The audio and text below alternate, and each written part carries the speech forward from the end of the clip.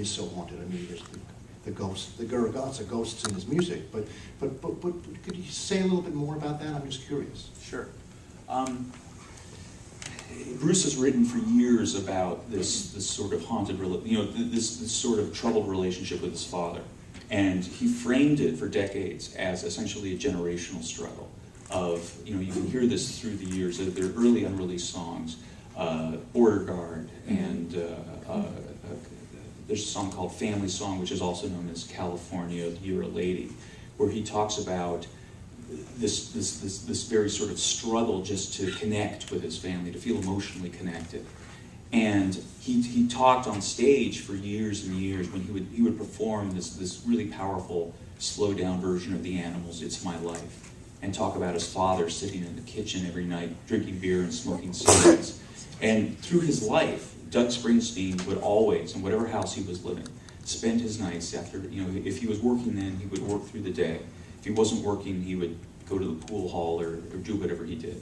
And then he would end up in the kitchen at night with the lights off and drink a 6-pack of beer and smoke a pack of cigarettes every single night.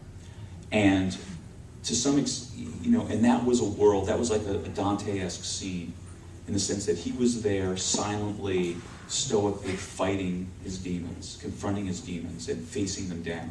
Because he didn't have the benefit of psychotherapy, did not have the benefit of psychiatry. In that time, working people, I think, didn't think in those terms or didn't want to accept those terms. And also, there was no healthcare system for them at that time.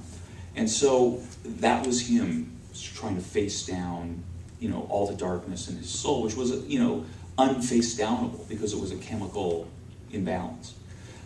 Bruce, on the other hand, was a young boy who needed an emotional connection to a father who was physically incapable of connecting to him. But to young Bruce's mind, especially as he became an adolescent, what he was experiencing was rejection on such a primal and visceral level that it scars him to this day. And even now, after 30 years of psychotherapy and 10 years of antidepressants and all these things, he's trying to deal with this.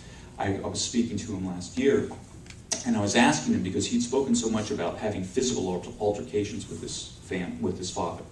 And his mom and his sister would say, when I sat down with them, they were like, that never happened. It never happened. That Doug was a sweetheart.